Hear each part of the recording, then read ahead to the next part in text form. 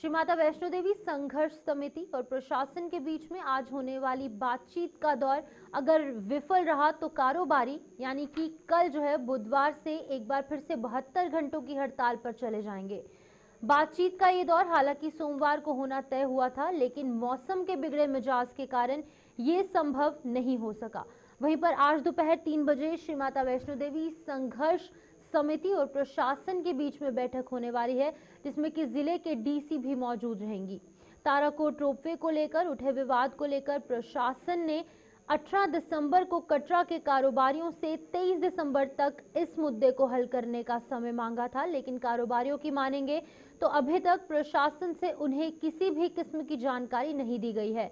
तो ये मुद्दा गरमाता जा रहा है, जहां पर डीसी भी जो है इन प्रदर्शनकारियों से, इन कटरा के व्यापारियों से, कारोबारियों से मिलने पहुंचे थे, लेकिन अभी तक 23 दिसंबर बीत जाने के बाद भी इस मुद्दे का हल नहीं हुआ है।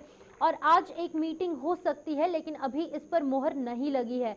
और अब कारोबारियों की एक ही मांग है कि इस रोपवे का काम जो है वो यहाँ पर इसे बंद किया जाए, क्योंकि सीधे तौर पर उनकी आर्थिकी पर सीधे तौर पर असर देखने को मिल रहा है। जहां पर हमने कुछ दिन पहले भी आपको तस्वीरें दिखाई थी किस तरीके से सभी दुकानें, सभी यहाँ पर कारोबार ठप किए गए थे कटरा में, और इसके चलते सैकड़ों की तादाद में यहाँ पर प्रदर्शनकारी जो है वो पहुंचे थे। और एक ही मांग इन प्रदर्शनकारियों की कि जल्द से जल्द ये जो रोपवे का काम चल रहा है उसे बंद किया जाए, क्योंकि श्री माता वैष्णो देवी श्राइन बोर्ड द्वारा ताराकोट से सीधे भवन तक के लिए रोपवे का निर्माण जो है वो करवाया जा रहा है। और क्या कुछ कारण है इसके पीछे वो भी सामने आए थे। उन्होंने कहा था कि जो विकलांग है या फिर जो 80 साल से ऊपर के जो श्रद्धालु यहाँ पर पहुंचते हैं उन्हें किसी तरीके की दिक्कत ना हो, उन्हें चलने का यहाँ पर चलने की जरूरत ना पड़े, या फिर अन्य रीजंस की वजह से, अन्य कारणों की वजह से ये रोपवे का काम जो है वो शुरू किया गया था। लेकिन अभी फिलहाल जो यहाँ पर तस्वीर है वो साफ नहीं है, क्योंकि आज एक मीटिंग जो है वो होनी है, लेकिन अगर कुछ कारणों की वजह से ये मीटिंग नहीं होती तो कल से एक बार फिर से 72 घंटों की हड़ताल जो है वो इन कारोबारियों की शुरू हो जाएगी। तो हमारे साथ सोहन कोहली ज्वाइन कर चुके हैं जिला यहाँ पर कटरा से, तो उनसे जानने की कोशिश करेंगे। सोहन, बताइएगा पहले कि अभी फिलहाल का अपडेट क्या है, जो आज यहाँ पर मीटिंग होनी है उस हवाले से जानकारी दीजिएगा।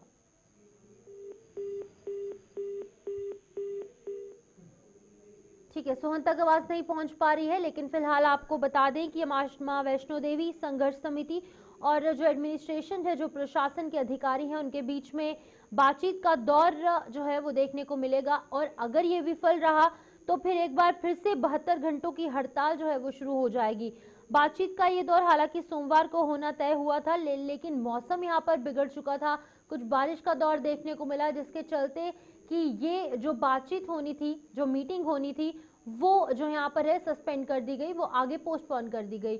और आज भी ये मीटिंग प्रस्तावित है। अब देखने वाली बात ये होगी कि क्या ये मीटिंग होगी या फिर नहीं।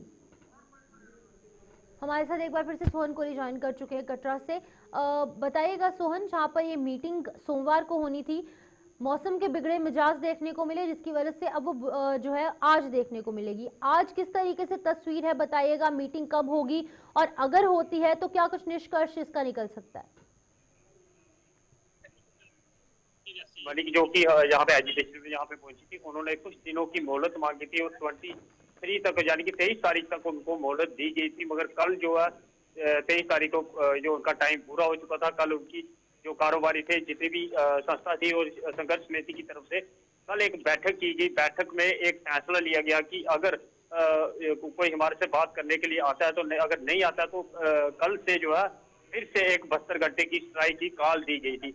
मगर आज क्योंकि डीसी रियासी की तरफ से एक मैसेज आया था उनको कि आज उनके साथ बैठक होगी, 3 बजे के करीब बैठक होगी। बैठक में क्या फैसला लिया जाता है, अगर फैसला उनके हक में आता है तो ठीक है, अगर नहीं आता तो कल से जो होगी हंगर स्ट्राइक पे जो कि श्री माता वैष्णो देवी संघर्ष समिति जा सकती है।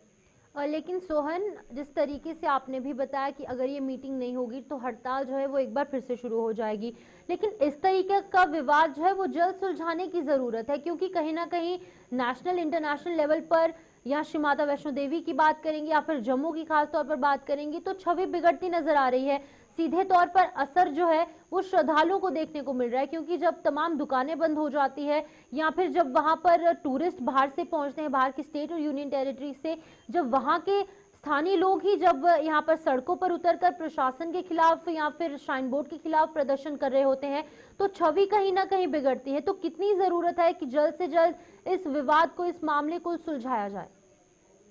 जी बिल्कुल, आपने ठीक कहा कि 31st का सीजन है और देश विदेश से यात्री जो नए साल के ऊपर पुराने साल को भूलकर नए साल पे अपने जो नई जर्नी शुरू करने के लिए, नए साल पे दर्शन करने के लिए आते हैं और काफी ज्यादा श्रद्धालु जो है माँ वैष्णो देवी के दर्शन करने के लिए यहाँ पे पहुंचे हैं और 31st पे और भी ज्यादा भीड़ यहाँ पे देखने को मिलती है। मगर इस तरह का मैसेज कहीं ना कहीं श्री माता वैष्णो देवी श्राइन बोर्ड की तरफ से जो श्रद्धालुओं की तरफ से जा रहा है वो सरासर गलत है।